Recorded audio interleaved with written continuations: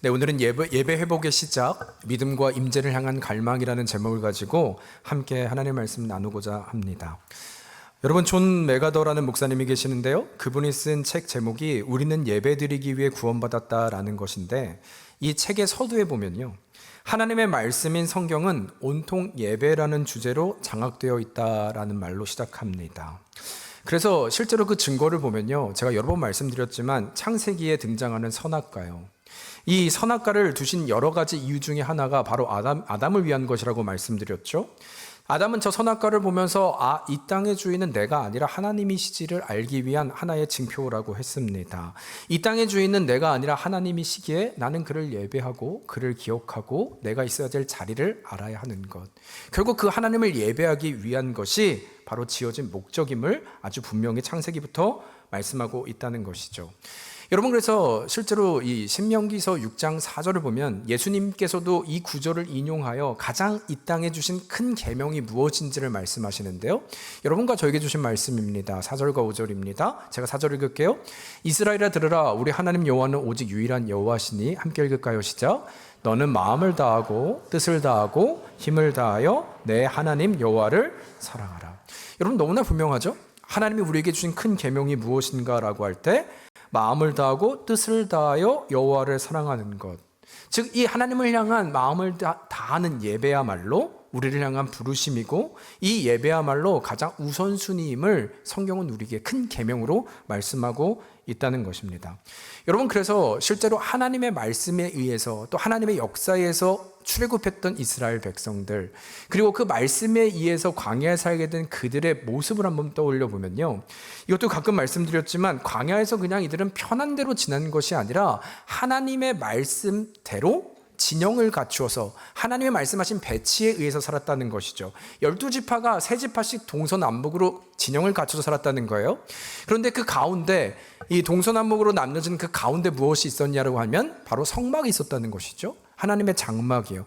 이것이 의미하는 것은 예배 중심을 말하는 것입니다. 하나님 중심을 말하는 것입니다. 바로 이 예배 중심이 공동체의 생명이었음을 의미하고 있는 것이고, 아니면 여러분, 하나님께서 또한 이스라엘 백성들에게 율법을 주셨죠. 이 율법의 내용도 한번 보시겠어요? 이 율법에 나오는 것 우리가 잘 아는 레위기잖아요. 레위, 그런데 1장부터 7장까지만 가장 앞부분에 해당되는 부분이 다 예배에 대한 얘기입니다. 제사를 어떻게 해야 되는지 아주 구체적으로 하나하나 말씀하셨고, 또 이 제사에 가장 먼저 나오는 것도 보면요, 번제거든요. 여러분, 번제는 뭐냐면 하나님께 이 제물을 드릴 때 하나도 남김없이 다 태우는 거예요. 어떤 걸 말씀하는 거예요? 그야말로 하나님 앞에서 우리의 모든 것을 다 태우는 예배의 심령이요, 다 드리는 마음이요. 이것이야말로 진정한 예배이지 않습니까? 모든 것이 바로 이 예배를 가장 우선순위에 두는 하나님의 마음을, 또 그것이 우리가 지켜야 될 것임을 말씀하고 있다는 것이죠. 아니면 그래서 실제로 이 성경의 끝도 한번 보면요, 성경의 끝은 계시록이잖아요. 여러분, 우리가 종종 이 찬양하죠. 구원하심이 보좌에 앉으신 우리 하나님과 어린 양께 있도다. 여러분, 이 찬양의 가사가 어디에 등장하는 걸까요? 요한계시록이에요. 요한계시록. 성경의 마지막. 여러분, 이것이 의미하는 것도 너무나 분명하다는 것입니다. 아담이 하나님을 예배하게 창조되었지만 그는 죄로 인해 실패하였죠. 그러나 하나님의 이 마지막 때, 주께서 이 땅에 오실 때 무엇을 완성하시고 회복하시겠다? 이제는 새하늘과 새 땅 가운데 모든 이들이 예배하는 장면이거든요. 다시 예배로 완성되는 것임을 우리에게 아주 분명히 보여주신다는 것이죠.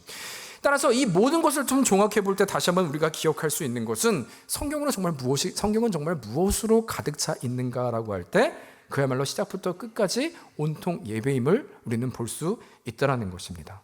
여러분, 또한 동시에 이것이 그렇다면 여러분과 저에게 주는 메시지가 있다면 그것은 무엇인가 할 때 마지막인데요.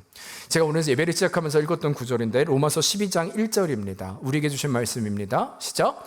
그러므로 형제들아, 내가 하나님의 모든 자비하심으로 너희를 권하노니 너희 몸을 하나님이 기뻐하시는 거룩한 산 제물로 드리라. 이는 너희가 드릴 영적 예배니라.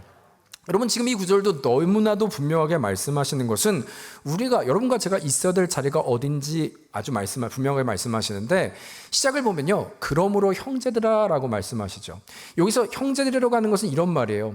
그러므로 구원받은 너희들아, 이런 말이에요. 하나님의 은혜로 이제는 저 어둠에서, 애굽에서 구원받은 너희들, 하나님을 믿게 된 너희들, 우리에게 주신 메시지가 그 다음에 무엇이냐면 너희는 하나님의 모든 자비하심으로 너희 몸을 하나님이 기뻐하시는 거룩한 무엇으로요? 산제사요. 산제물로. 이것이 너희가 드릴 영적 예배다. 우리 또한 그 예배의 삶을 말하는 것이죠. 여러분 여기서 참고로 산제물이라고 하는 것은 살아있는 제물이 아니라 삶으로 드리는 것. 정말 우리가 구원을 받았기에 이제는 광야에 살면서 하나님의 자녀로 예배 삶을 살아가는 그 모습을 말하는 거거든요. 이 예배는 그래서 우리와 다른 동떨어진 얘기가 아니라 오래전 이스라엘 백성에 주신 것이 아니라 바로 여러분과 저에게도 이것이 우선순위임을 아주 분명히 말씀하고 있다는 것이죠. 여러분 그래서 예배라는 단어가 영어로 뭐예요? 월십이잖아요. 월십. 이 월십의 이 원어를 보면 월드니스라는 단어거든요. 가치 있다. 어떤 의미입니까? 정말 예배는 주님을 영화롭게 하기에 나의 가치를 드리는 것이죠. 나의 중요한 모든 것, 아까 말한 번제와 같은 거예요. 다 태워드리는 것. 이것이야말로 진정한 예배임을 우리는 기억해야 한다는 것이죠.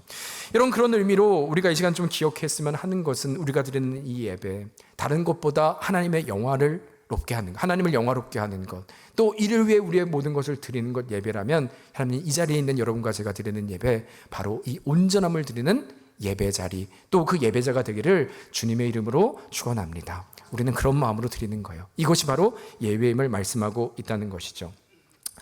여러분 그런 의미로 이제 좀 오늘 말씀을 보면은요, 사실 오늘 본문 내용 자체가 이 참된 예배란 무엇인가라는 질문으로 계속 할 수 있는 내용들인데요. 그렇다면 이 시간 무엇보다 우리가 먼저 살펴볼 것은 이 진정한 예배를 드리기에 우리는 무엇을 분별해야 하는가, 무엇이 진정한 예배인가라는 질문을 먼저 해야 한다는 것입니다. 이에 우리에게 주시는 첫 번째 메시지가 있다면요, 진정한 예배는 우리가 아는 것이 전부가 아니라 믿음의 반응으로 나아가는 것이 진정한 예배임을 기억해야 된다는 것입니다. 단순한 이해가 아니라 우리의 신앙의 고백이야말로 진정한 예배자, 또 예배의 핵심임을 우리는 반드시 기억해야 한다는 거예요. 이에 먼저 우리가 좀 현재 상황을 살펴보면은요, 여러분 지난 시간까지 짧게 말씀드릴게요.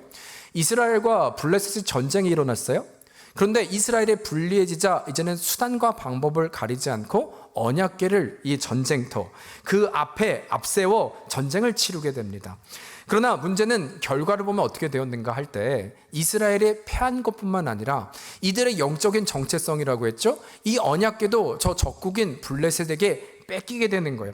그야말로 이제는 모든 걸 다 잃게 된 상황이 이제 닥치는 것이죠. 그러나 우리가 지난 시간 보았던 것처럼 그것이 끝이 아니었던 것은, 감사하게도 이제 이 언약궤는 이 블레셋의 우상 신이었던 다곤의 신전에 두게 되었는데, 첫날과 둘째 날 나중에 어떤 일이 있었어요? 아침에 와보니 이 다곤 신상이 다 엎드려져 있을 뿐만 아니라 머리와 팔까지 다 잘려 있는 것을 보게 되었다는 것이죠.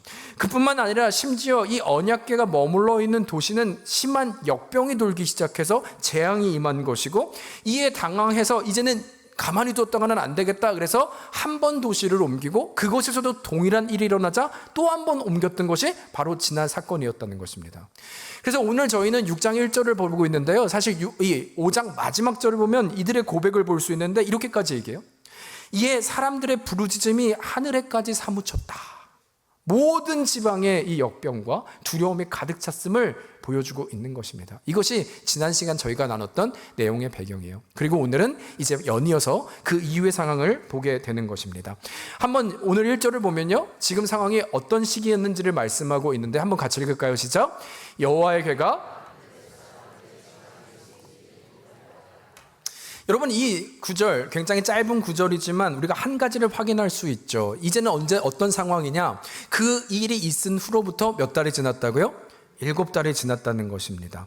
그리고 이 7달이 지난 사이 도대체 이들에게는 어떤 일이 있었는가라고 할 때 한 가지 큰 변화가 있는 것을 발견할 수 있는데요.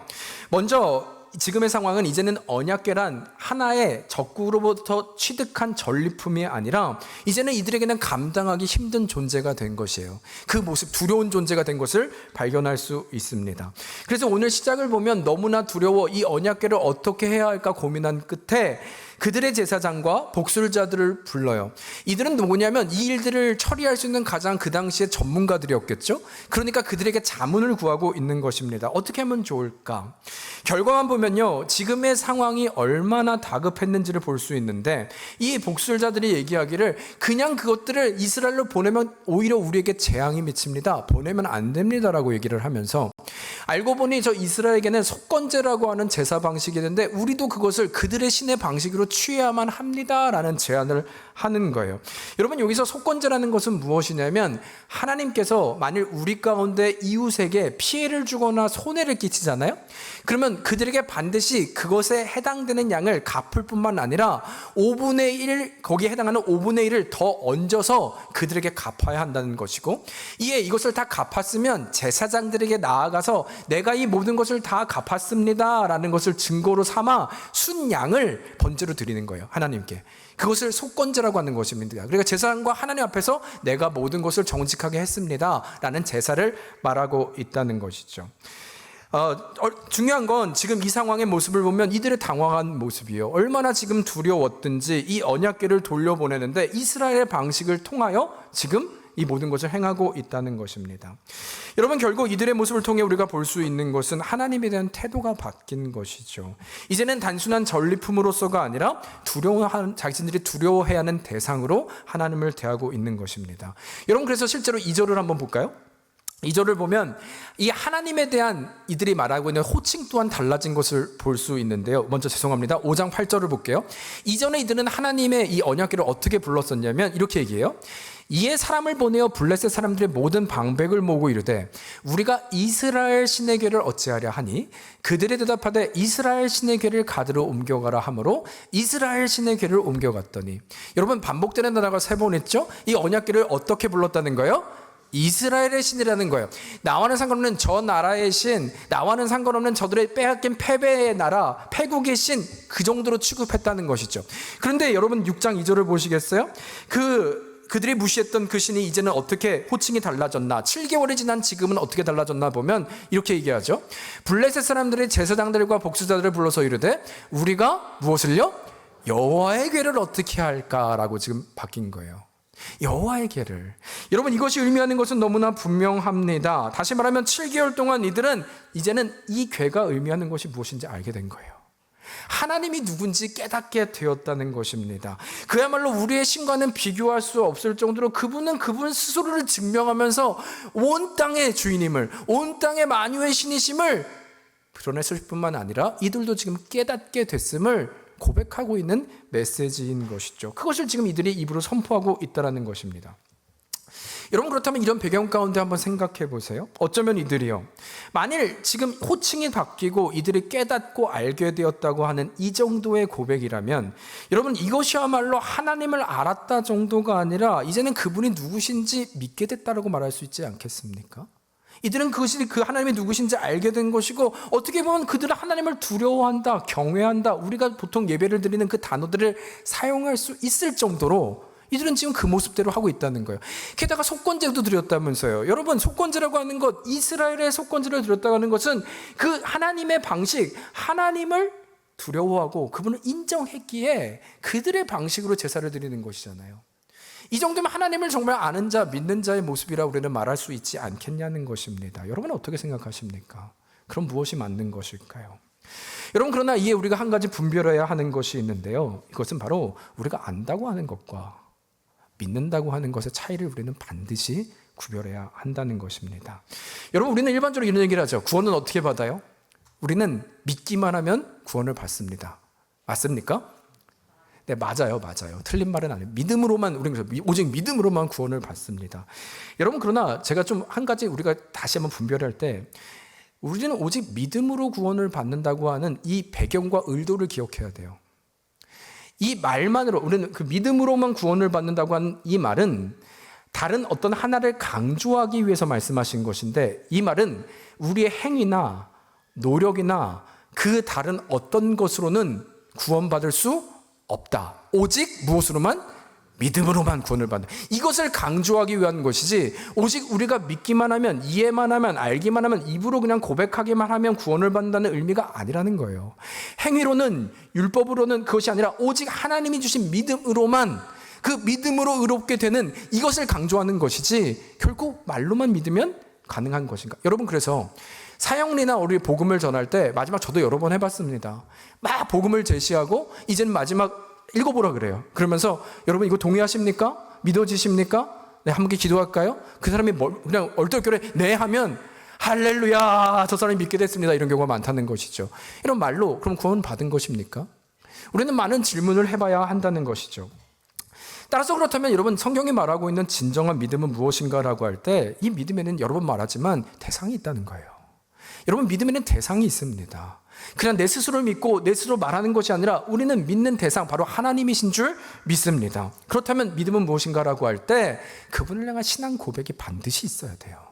그럼에도 불구하고 이제는 우리가 저 어둠에서, 애굽에서 불러내어 홍해를 건넜다면, 그래서 이전에는 내가 저 애굽의 방식을 따랐죠. 세상을 의지했죠. 세상의 신을 바랐고 그 세상의 방법과 방식을 내가 쫓았던 인생이라면, 이제는 내가 믿음의 대상이신 하나님을 알아 그곳으로부터 턴 어라운드 하는 것, 하나님의 흰옷 백성을 입고 하나님의 자녀가 됐고 죄수복을 벗고 새로운 피조물이 되어 오늘을 살아갈 때, 이제는 두렵고 떨리고 이해가 되지 않아도 내 신앙 고백 앞에 그럼에도 하나님이 하나님 되심을 나는 믿습니다라고 고백하는 그 신앙, 그럼에도 하나님을 신뢰하며 나아가는 것. 그래서 우리의 신앙 고백 뭡니까?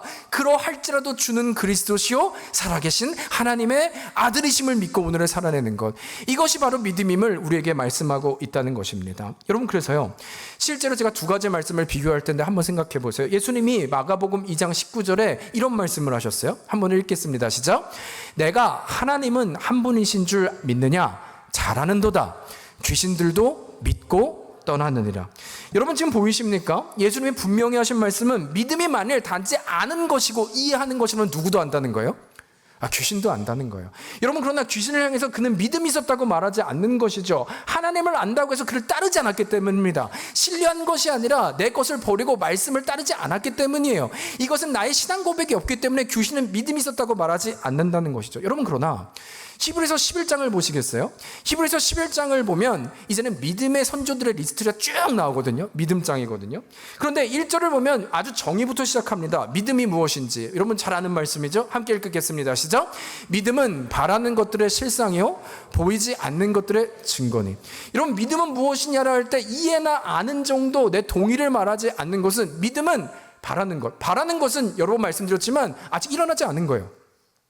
여러분, 일어나지 않은 것인데 실상은 내가 오늘을 사는 거잖아요. 어떻게 이것이 가능해요? 믿음이라는 거죠. 하나님, 믿음의 대상이신 하나님을 믿기에 그분이 말씀하셨기에 내가 바라는 것을 오늘을 사는 것, 이 신뢰와 신앙 고백으로만 가능한 것이 믿음이라는 것입니다. 결국 믿음은 한 가지에 아는 것이 아니라 내가 믿음으로 살아내는 것이 믿음임을 말하는 것이죠. 두 번째, 보이지 않는 것의 증거라는 것은 무엇을 의미합니까? 여러분, 하나님이 보여요? 보이지 않아요? 또 대답하지 않으신 분들은 제가 못 보는 것을 또 보시는지 모르겠지만, 여러분, 보이지 않는 하나님. 그런데 이 말은 뭐예요? 보이지 않음에도 불구하고 그 하나님을 내가 믿고 의지할 때 하나님은 우리의 믿음을 통하여 세상이 하나님을 보게 하시겠다는 거예요. 증거가 되게 하시겠다는 거예요. 그래서 그 예가 무엇이냐? 7절 보시겠어요?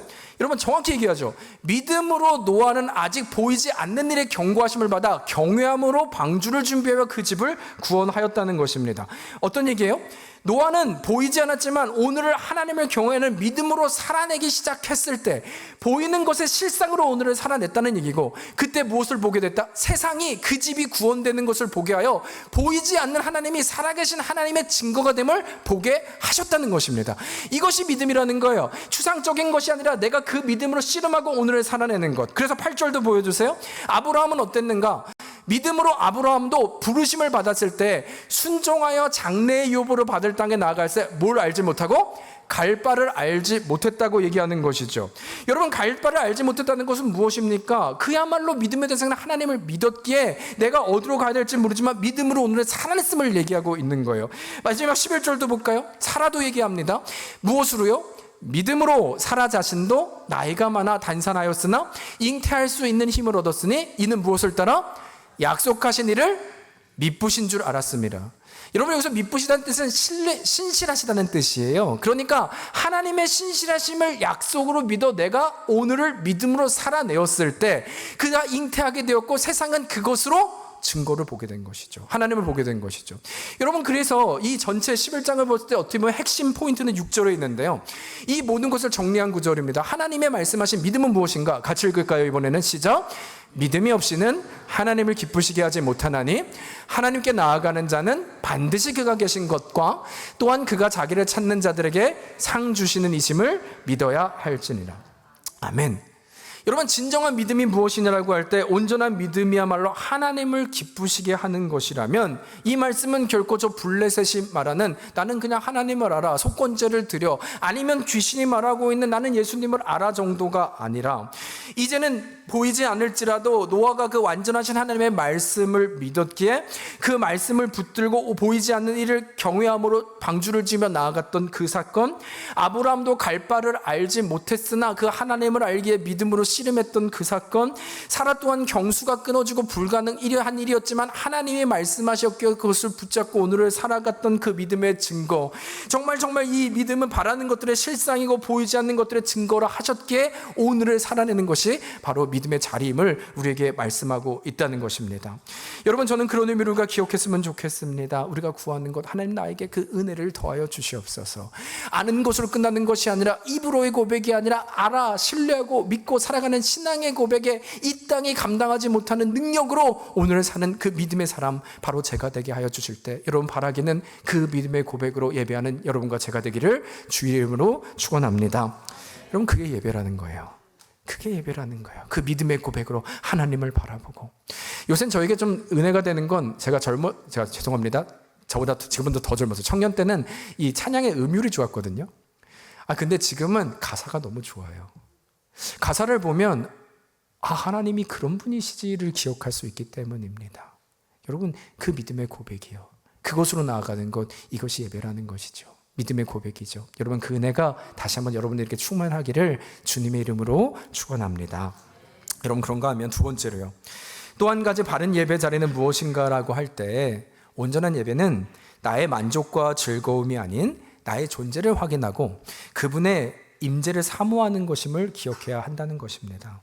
바른 예배의 시작은 하나님의 임재를 사모하는 것으로 시작해야 한다는 거예요. 그것으로 가능하다는 것입니다. 우리가 계속해서 좀 오늘 말씀을 보면요, 이제는 블레셋의 이 결정에 의해서 언약궤가 이스라엘 진영으로 이제 옮겨지고 있는 상황입니다. 그리고 이 언약궤를 이스라엘 백성들이 보게 된 거예요. 여러분, 어땠을까요? 그 분위기와 그래서 그 상황을, 또 이들이 무엇을 했는지를 이제는 13절과 14절에 말하고 있는데요, 제가 읽겠습니다.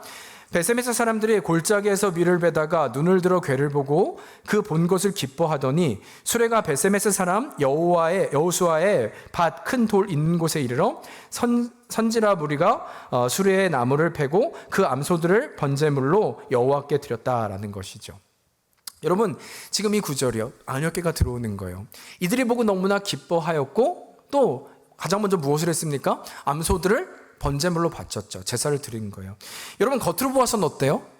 아무런 문제가 없는 것처럼 보이죠. 당연한 반응이고 이들이 얼마나 기뻐하고 하나님을 경외했는지처럼 보이지 않습니까? 여러분, 그러나 제가 이렇게 말씀드리는 이유가 있겠죠. 먼저 우리가 한 가지를 분별해야 될 때 결코 이들의 즐거움과 기쁨이 하나님의 중심이 아니었다는 거예요. 그리고 그 증거가 뭐냐면, 여러분, 실제로 지금 이들이 이 언약궤가 들어가고 있는 베세메스라는 이 도시요, 이 지방이요, 신학자들에 의하면 베세메스는 굉장히 많은 제사장들이 거주했다라고 해요. 그 말은 뭐냐면 이들은 그 누구보다 하나님의 율법과 제사에 대해서 능통한 자들이었다는 것이죠. 잘 알고 있었던 자들입니다. 그런데 그럼에도 지금 이 제사의 내용을 보면 정확히, 여러분, 하나님의 율법에 보면 제사를 드릴 때, 특히 소를 드릴 때는 결코 암소가 아니라 숫소를 드려야 되는 것, 순양을 드려야 되는 것이 정설입니다. 이것이 바로 하나님의 말씀이었다는 것이죠. 그런데 지금은 어떻게 예배드리고 있어요? 무엇으로 예배드리고 있어요? 끌고 온 암소를 통해서 드리고 있어요. 여러분, 게다가 이것이 끝이 아닙니다. 19절도 볼까요? 19절 같이 읽겠습니다. 시작. 베세메스 사람들이 여호와의 궤를 들여다본 까닭에 그들을 치사 5만 70명을 죽이신지라. 여러분 지금 상황은 이제는 언약궤를 들어본 5만 7천 명 아니 70명이 죽었다는 것입니다. 그런데 여기서 5만이라는 숫자가 좀 가로에 있잖아요. 이게 어떤 의미냐면 어떤 그 성경에 원본은 없으니까 사본 중에 하나가 5만 7천 70명이라고 적혀 있었던 거예요. 그러나 많은 학자들이 동의하는 현재의 것은 무엇이냐면 그 도시에 5만 명이 살았을까 할 때 그 정도 인원이 있지 않았을 거라는 것이죠. 그래서 다른 사본들은 70명으로 되어 있기에 아마 이것이 맞다고 하는 것이 일반적인 견해입니다. 그런데 문제는 하여튼 그것은 상황이고요. 문제는 무엇이냐면 하나님의 다시 한번 율법이요. 여러분 이스라엘이 광야 가운데 장막을 치고 있었잖아요. 근데 장막이라고 하는 것은 성전과 다르게 이동이 가능해야 돼요. 그렇죠? 언제 이동을 하냐면 그 장막 위에 구름 기둥이 있었는데 이 구름 기둥이 떠오릅니다. 그리고 어느 정도로 움직이면 이제는 짐 쌀 때가 된 거예요. 다 짐을 싸야 돼요. 그리고 이제는 가야 되는데 그러면 여러분 짐 싸는 것도 내 맘대로 싸는 게 아니라 하나님의 말씀하신 대로 순서가 있거든요. 이 중에서 가장 중요한 것 중에 하나가 바로 이 언약궤인데 그러면 언약궤를 어떻게 싸야 되느냐 어떻게 포장해야 되느냐라고 할 때 첫 번째는요. 여러분 중간에 휘장이 있죠. 지성소와 성소에. 이 휘장을 가장 먼저 언약궤로 덮어야 됩니다. 순서가 있는 거예요. 그리고 나서 두 번째는 해달 가죽으로 한 번 더 덮습니다. 그리고 그것도 끝이 아니라 그 다음에는 이제는 순청색 보자기를 가지고 더 쌉니다. 그리고 그것이 끝이 아니라 이제는 그것을 손으로 댈 수 없기 때문에 그것에 고리를 만들고 막대기를 껴서 제사장들이 어떻게 했어요? 다 이고 갔죠. 결코 봐서도 안 되고 결코 만져서도 안 되는 하나님의 말씀이 아주 엄격하게 담겨 있는 것을 성경은 말씀하고 있다는 것입니다. 그런데 지금 이들은 어떻게 했다고요? 들여다봤다고요. 결코 해서는 안 되는 것들을 이들은 지금 저지르고 만 것입니다. 여러분 이러한 모습은요 조금 전 블레셋이요 속건제 드렸다고 했죠. 여러분 이들의 모습과 한번 비교해 볼게요. 전혀 다르지 않은 것은 율법에 의하면 속건제의 방식도 똑같아요. 제가 말씀드렸죠. 제사를 낼 때 그 소를 드릴 때 암소를 드려야 된다고요? 수소를 드려야 된다고요? 수소를 드려야 된다고요. 그런데 뭐 암소 수소를 떠나서 이들이 지금 속건제를 드리는 방식은 아니 이대로 그냥 보내면 안 됩니다 하더니 금으로 만든 독종 5개의 그 모양과 그리고 5개의 금 쥐 모양을 속건제로 드렸다는 것이죠. 여러분 이것은 하나님의 말씀에 없는 것이죠. 다시 말하면 우리가 생각한 대로 그럴싸한 제사의 방식이었을지는 모르나 이것은 결국 내가 생각한 나의 신, 나의 방식, 나의 만족 또 이러면 될 것이라고 하는 나의 상식을 가지고 예배라고 한다면 그냥 하나의 무늬인 모습인 것이죠. 그런데 문제는 뭐냐면 지금 이스라엘의 제사드리는 방식이 이들과 유사했다는 거예요. 동일했다는 거예요. 모습으로는 기뻐하고 제사를 드리는 것 같지만 아니요. 이들과 별반 다르지 않았음을 성경은 기록하고 있다는 것이죠. 여러분 게다가요. 이로 인한 결과도 보시겠어요? 결말도 보시겠어요? 20절입니다. 이에 놀라운 이스라엘 벳셈에서 사람들의 고백인데요. 이들이 뭘 고백하는지 한번 보세요. 벳셈에서 사람들이 이르되 이 거룩하신 하나님 여호와 앞에 누가 능히 서리요 그를 우리에게서 누구에게로 올라가시게 할까? 여러분 혹시 기억하십니까? 지금 언약궤가 70명의 사람을 죽이니까 이스라엘 백성들이 얘기하는 거예요. 아니 우리를 죽게 하면 이 궤가 더 이상 어떻게 해야 된단 말인가? 여러분 그래서 블레셋은 어떻게 했어요? 그것 때문에 역병이 돌지 어떻게 했어요? 이 언약궤를 다른 곳으로 옮기자. 이것이 블레셋의 결정이었죠. 근데 지금 이스라엘 뭐 얘기하는 거예요? 그를 우리에게서 누구에게로 올라가시게 할까? 누구의 방식을 따르는 겁니까? 블레셋 방식을 따르고 있는 거죠. 이들도 하나님을 경외하고 오히려 이 앞에서 자복하고 하나님 우리가 죄를 지었습니다. 하지 말라고 하는 말씀을 어겼습니다. 우리를 용서하여 주시옵소서. 이게 맞는 방법인데도 불구하고 이들은 이 두려운 언약궤 우리는 이제 이 도시에서 이 재앙에서 어떻게 해야 되나? 어디로 옮겨야 되나? 이 고민과 질문 그리고 결국 여러분 언약궤는 길라 여아림이라고 하는 그 도시 그 주민에게 결국 보내지게 됩니다. 회개가 없고 결국 저 이방인에 따랐던 잘못된 예배 방식을 그대로 답습하고 있는 이스라엘을 보게 된다는 거예요. 여러분 언약궤는 하나님의 임재죠. 언약궤는 하나님의 예배죠. 여러분 예배는 어떻습니까? 하나님의 임재는 축복이고 감사고 찬양의 이유이지 않습니까? 하나님과 함께하는 것은 좋은 거라면서요. 우리에게 주시는 복이지 않습니까? 그러나 이제는 이 궤가 내가 원하는 대로 되지 않자 그 누구보다 부담스러운 존재가 되어버리고 피하고 싶은 존재가 되어버린 거예요. 하나님의 시작이 아니라 나의 생각으로 지금 그렇게 철저하게 외면하고 있는 이들을 보게 된다는 것입니다. 여러분 그래서 오늘 저희가 읽진 않았지만 7장 2절이 오늘의 결론인데요. 이제 이 언약궤가 길랏 여아림으로 옮겨지게 되었을 때 그곳에서 얼마를 머무는 줄 아십니까? 무려 20년을 머물게 돼요. 무려 20년 동안 그곳에 머물게 됩니다. 여러분, 이것이 의미하는 것은 앞으로 20년 동안 그 누구도 그 주님의 임재, 예배, 감격 없었다는 거예요. 아니, 그 누구도 그 주님을 사모하고 그 임재를 요구하고 그 임재 가운데 하나님을 찾는 사람이 없었음을 얘기하고 있는 것입니다. 이제는 내 힘으로 살겠다고 하는 그 모습인 것이죠. 다 멈춰버린 것입니다. 아무도 찾지 않고 그냥 버려진 우리 주님의 언약궤, 그 임재를 말하고 있는 것이죠. 여러분, 저는 이 마지막에 구절을 좀 묵상을 하면서 오래전 제가 청소년 사역했을 때 한 친구가 질문했던 것이 좀 기억이 나더라고요. 그 친구가 저를 찾아서 그랬어요. 하나님은 너무하시대요. 그래서 왜 그래? 그러니까 우리 어린아이의 질문입니다. 자기가 이번 주에 진짜 열심히 기도했대요. 진짜 열심히 자기가 말씀도 보고 하나님 앞에 정말 열심히 내가 최선을 다해서 해봤다는 것이죠. 그런데 우리 하나님은 끝까지 자기만 미워한대요. 아무것도 들어주시지 않더라는 것입니다. 그래서 제가 한참 듣다가 그랬어요. 너가 믿는 하나님은 도대체 어떤 분인데 그래? 너가 믿는, 너가 기도하는 하나님은 뭐고 어떻게 기도한 거야? 여러분, 제가 들어봤는데요. 하나도 성경적이지 않아요. 그냥 내가 생각하고 싶은, 내가 믿고 싶은 대로의 하나님의 모습을 가지고 이 친구는 기도한 것이고, 하나님의 말씀에 근거도 안 하고 그냥 자기가 믿고 싶은 대로 갔던 것이죠. 그러더니 이제는 내가 만든 신 앞에 채워지지 않으니까 교회 문을 박차고 나갔던 그 친구를 제가 좀 기억하게 됐습니다. 여러분, 그런데 사실은 제가 이 친구를 얘기했지만 아니요, 이제는 우리는 좀 어떨까라는 질문을 드리는 거예요. 여러분, 우리도 그럴 때 있지 않습니까? 예배는 감격이죠. 찬양합니다. 하나님, 내가 기도합니다. 뜨거움도 있었습니다. 그래서 질문하면 이런 얘기 잘하시는데, 제가 그때는 참 주님 잘 믿었어요. 과거형이고 그때는 내가 하나님 앞에서 그렇게 열심히도 해봤습니다. 근데 왜 사라졌나 보니 내가 원하는 하나님의 응답이요, 내가 원하는 하나님의 답이 있는데 그것들이 반복적으로 나에게 아무 일도 일어나지 않는 것이죠. 한 번이 아니라 계속해서 무감각해지고 더 이상 나에게 아무 일도 일어나지 않다 보니까 이제는 이 언약궤, 하나님이 나와는 상관없는 자로, 아니 오히려 처음부터 몰랐다면 마음에 찔림은 없었을 거예요.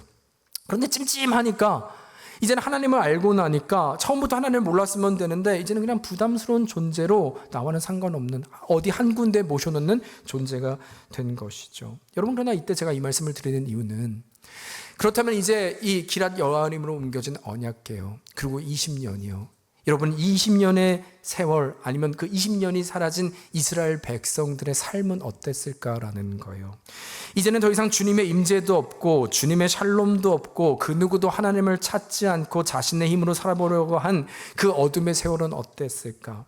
여러분, 제가 장담하건대요, 하나님의 임재를 경험한 사람은요 결코 다른 것으로 채워질 수 없습니다.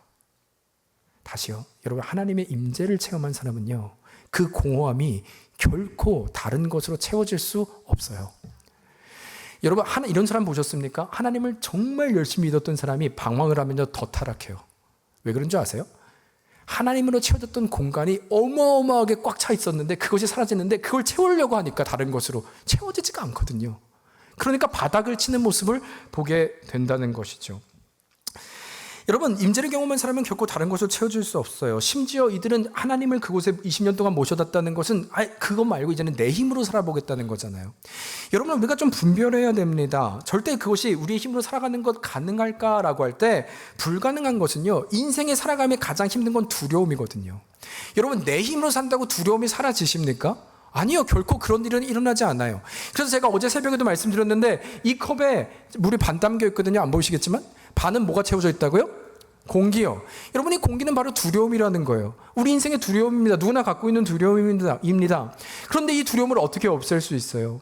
여러분, 세상의 어떤 종교는 우리를 비우면, 산으로 올라가면, 세상과 담을 지고 아예 속세를 떠나면 괜찮다고 생각을 하죠. 여러분, 아니에요. 이 공기가 두려움이라면 물이 피면 어때요? 두려움은 더 커집니다. 더 공허해집니다. 그러나 이 두려움이 이 공기라면 유일하게 이것을 해결할 수 있는 방법은 흘러 넘침이에요. 오버플로잉입니다. 그래서 우리 주님께서 우리에게 한 가지를 구할 때, 너는 기도할 때 무엇을 구하라? 성령 충만함을 구하라고 하시죠. 그것으로는 안 된다. 그럼 하나님의 임재, 하나님의 도우심, 하나님의 오버플로잉, 그것으로 있을 때 우리는 세상을 이기는 자. 놀라운 것은 내 상황은 바뀌지도 않았는데 여전히 두려운데 하나님을 믿기에 성령이 충만하니까 더 이상 두려운 자가 아니라 세상을 이기는 자로, 세상에 감당하지 못하는 자로 나아가게 한다는 것이죠. 여러분, 그때만 우리는 승리할 수 있음을 성경은 아주 정확하게 우리에게 말씀하고 있는 거예요. 여러분, 그래서 누군가 그런 말씀하시더라고요. 내 힘으로 살아보겠다는 것이요, 우리가 빨리 깨달아야 하는 것은, 여러분, 내 힘이라고 하는 이 정의요, 한번 생각해 보세요. 내 힘으로 살 것이다. 그러나 이 힘조차 정말 내 것이 맞는가 할 때, 여러분, 내 힘은 내 몸에 있죠. 근데 내 몸이 정말 내 것이 맞다고 한다면 내가 컨트롤할 수 있어야 되지 않습니까? 근데 우리 안에는 여러분 심장이 있어요. 이 심장이 내 것이라고 한다면 내가 멈추고 싶을 때 멈출 수 있어야 내 거예요. 내가 빨리 뛰어 그러면 빨리 뛰어야 되는 것이고, 오장육부가 내 마음대로 움직여야 내 것 아닙니까? 그러나 그 누가 우리의 것을 스스로 컨트롤할 수 있냐는 거예요. 아무도 그런 사람 없죠. 여러분, 결혼하면 이렇게 얘기합니다. 내 남편, 내 아내 컨트롤 되던가요? 아니면 내 자녀, 얘는 내 자녀야. 여러분, 내 자녀가 내 맘대로 되던가요? 성경이 우리에게 말씀하는 것은 결코 너의 힘으로 되지 않음을 얘기하는 거예요. 너의 힘으로 살 수 없음을 얘기하는 거예요. 그것을 빨리 인정하는 것이 은혜인 거죠. 아, 나 혼자는 안 되는구나. 그래서 하나님의 도움이 필요하구나. 하나님의 임재와 그 충만하심 아니고는 내가 살 수 없구나를 성경은 끊임없이 말씀하고 있다는 것이죠. 여러분, 그래서 자녀가 내 힘으로 되지 않는다는 것은 오히려 하나님을 보게 하는 은혜의 통로가 아닐까라는 생각이 드는 거예요. 여러분, 따라서 그렇다면 지금 이 비어있는 20년이 어땠을까? 저는 너무나 분명합니다. 그 어느 때보다 괴롭고 우울하고 고통스럽고 공허한 세월이 될 수밖에 없었다는 거예요. 그것이 바로 이들의 현실이었다는 것이죠. 여러분, 그런데요, 놀라운 것은 이 7장은 그렇게 끝나고, 7장 2절은 그렇게 끝나고 있지 않다는 것이죠. 여러분, 우리가 이번에는 한번 같이 읽어볼까요? 저는 이것이 진정한 예배 회복의 시작이라고 생각을 하는데 함께 읽겠습니다. 시작. 괴가 기란 여아림 들어간 날부터 20년 동안 오래 있은지라 이스라엘 온 족속이 여호와를 사모하니라. 여러분, 지금 말씀드린 대로 이렇게 옮겨진 괴가 20년 동안 이 자리에 있었는데요, 그 자리에 머물렀는데요, 오늘 마지막 고백을 보면 이스라엘 온 족속의 여호와를 사모하였다라고 얘기를 하잖아요. 그런데 여기서 사모라는 이 단어가 사실은 원어적으로 보면 사모라는 단어보다는 다른 단어가 더 어울리는데, 영어로 보면 레먼트라는 단어예요. 애통하다, 슬퍼하다, 슬피 울었다라는 단어를 얘기하고 있습니다. 그러니까 이 말은 20년이 지나자, 아니면 20년이 지나서야 이들은 이 공허함 앞에 한 가지를 깨닫게 된 것이죠. 이제 아무리 내가 열심히 살아도 이거는 채워줄 수 없는 것이구나, 내 힘으로 의지하며 살면 될 줄 알았는데 그것으로는 되지 않은구나를 20년이 지나서야 이들은 스스로 깨닫기 시작한 것입니다. 그리고 그 애통하고 슬퍼하고 그리워하는 마음으로 언약궤 앞에 나아가 그냥 흐느끼고 있는 그들을 말하고 있는 거예요.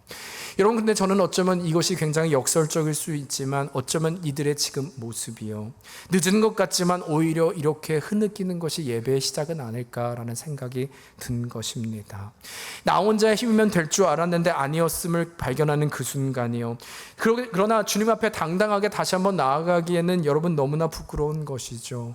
면목이 없는 것이죠. 그래서 주님 앞에서 그냥 아무 말도 못하고 흐느끼고 있는 것입니다. 여러분, 그러나 저는 만일 그 흐느낌 앞에서 그럼에도 주님, 그러할지라도 저를 한 번 더 불쌍히 여겨주시고 저에게 다시 한번 은혜를 주신다면, 저에게 그 감격과 임재의 은혜를 더해 주신다면 주님, 이제는 다시 한번 예배하고 싶습니다 라는 고백이 그 안에 있지 않았을까 하는 것입니다. 여러분, 그리고 그 고백이 때문에 우리는 다시 일어나는 예배의 회복과 능력을 갖게 된다라고 저는 믿는 것입니다. 비록 20년이라는 방황의 세월이 있었지만 이제서야 그래서 주님 앞에 임재를 구하며 흐느낄 수밖에 없지만, 아니요, 오히려 그것이 시작이 되어 진정한 예배, 그 사모하는 예배 다시 나아갈 수 있고, 그때 우리 주님은 우리를 회복시킨다 믿는다는 것입니다. 여러분, 말씀을 마칩니다. 저는요, 사실 우리가 드리는 예배가 그런 예배가 되기를 주의 이름으로 축원합니다. 너무나 소망합니다. 두 가지를 말씀드렸어요. 첫 번째, 어떤 예배라고요? 여러분, 예배는 주님의 임재가 또 주님의 다스리심이 있기에 또 충만한 곳이라면 아는 자의 예배가 아니라 이 예배가 아니라 믿음의 고백의 예배가 되어야 합니다. 주는 그리스도시고 그럼에도 살아계신 하나님을 믿기에 우리가 드리는 것, 고백하는 것이 예배입니다. 이 중심을 잃어서는 안 된다는 것입니다. 그러나 두 번째, 그러함에도 불구하고 혹시 우리 가운데 20년에 끊어진 예배가 있습니까? 더 이상 예배를 드려도 감격이 없고 나 그때 좋았는 대로 끝나고 더 이상 하나님의 음성과 감격과 임재, 아니면 난 그것이 아니야, 하나님은 나를 응답이 없어, 내 힘으로 살아보겠다. 그러나 그 공허함에 처해 있는 분들이 계십니까? 여러분, 그러나 이 두려움 앞에 내가 아니면 조금이나 성공은 이뤘는데 여전히 내 공허함이 있다면 여러분 이 마음 앞에 우리가 할 수 있는 건 다시 그냥 언약궤 앞에 나아가 흐느끼는 거가 아닐까 하는 거예요. 내가 주님 흐느낍니다. 그러나 저를 불쌍히 여겨주셔서 그러나 하나님의 감격과 임재의 은혜를 더하신다면 주님 나는 다시 한번 그렇게 예배하고 싶습니다. 여러분 이것이 바로 하나님이 우리에게 주신 심령이 가난한 자의 예배라고 믿습니다. 여러분 이것이야말로 마음이 상한 자의 고백인 줄 믿습니다. 그렇다면 우리의 예배는 바로 거기서부터 시작되는 거예요. 하나님 제가 멀리 갔습니다. 멀리 갔습니다. 그러나 아무것도 나를 채울 수 없습니다. 우리 탕자의 고백이죠. 그러나 주의 은혜 앞에 오늘 나아갑니다. 주여 나를 불쌍히 여겨주셔서 다시 나를 채워주시고 온전케 예배하게 하여 주시옵소서. 여러분 이 고백 위에 하나님의 은혜를 더하실 줄 믿습니다. 우리는 그렇게 다시 시작하면 되는 것입니다. 주저하는 것이 아니라 흐느끼면 되는 것입니다. 어떤 무슨 위대함을 가지고 할 수 있다가 아니라 주님 내가 할 수 없기에 나아갑니다. 그러나 나를 불쌍히 여겨 주시옵소서. 그 심령을 받으시고 가난한 심령을 붙드시고 상한 심령을 하나님 외면하지 않으신다면 그 시작이 그 예배가 바로 여러분과 저의 고백이 되기를 우리 주님의 이름으로 축원합니다. 아멘. 우리 그런 마음으로 함께 찬양할까요?